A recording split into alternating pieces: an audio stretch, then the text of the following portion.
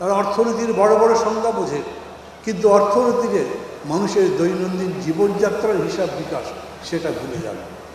দৈনন্দিন জীবনে মানুষ বড় কষ্টে আছে। এই পরিস্থিতি চললে মানুষ সংস্কারেও আর আস্থা রাখবে না।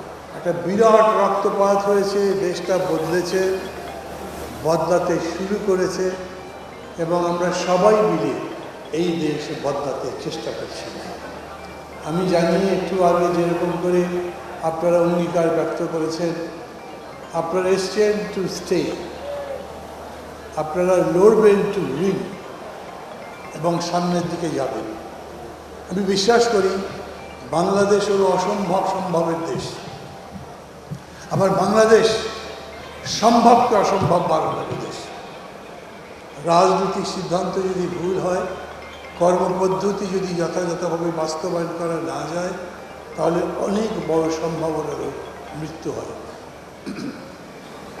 যেমন করে সোনার বাংলা গড়বার স্বপ্ন এখন আর কেউ সেরকম করে বলে না, কিন্তু আজ যে নতুন বাংলাদেশ গড়বার স্বপ্ন মানুষের চোখে ফুটেছে স্বয়ংক্রিয়ভাবে, নিজে থেকে, আন্দোলনের মধ্যে থেকে, রক্ত দিয়ে, জীবন দিয়ে, সেটাকে ব্যর্থ হতে দেওয়া যাবে না।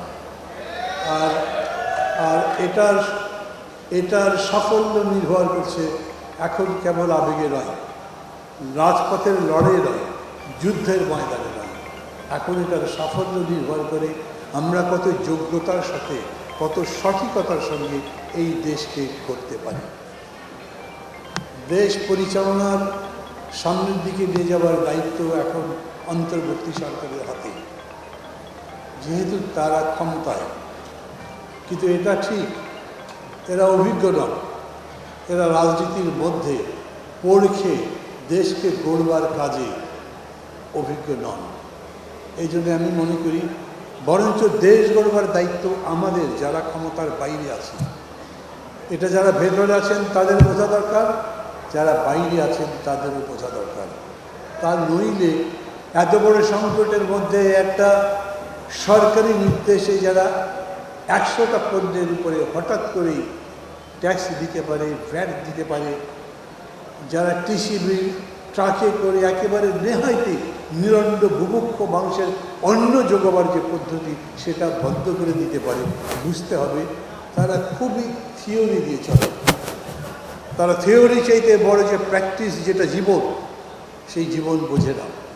তারা অর্থনীতির বড় বড় সংজ্ঞা বোঝে, কিন্তু অর্থনীতিতে মানুষের দৈনন্দিন জীবনযাত্রার হিসাব বিকাশ সেটা ভুলে যাবে। দৈনন্দিন জীবনে মানুষ বড় কষ্টে আছে। এই পরিস্থিতি চললে মানুষ সংস্কারেও আর আস্থা রাখবে না। এই যে বলে না, কবিতার মধ্যে আছে, ক্ষুধার্ত শিশু চাহিদা সরাজ, চাই দুটি ভাত একটি দুধ। এইরকম মানুষের মধ্যে সেই আকাঙ্ক্ষা তৈরি হচ্ছে। অতএব আজকের এই সম্মেলন কনফারেন্স এটাও দাবি করি, আমরা সংস্কার চাই, কিন্তু একই সাথে নির্বাচন চাই। আমরা যত তাড়াতাড়ি সম্ভব, যত যোগ্যতার সাথে সম্ভব সংস্কার করে নির্বাচন চাই, না হলে দেশ আরও বড় একটা সংকটের মধ্যে পড়তে পারে।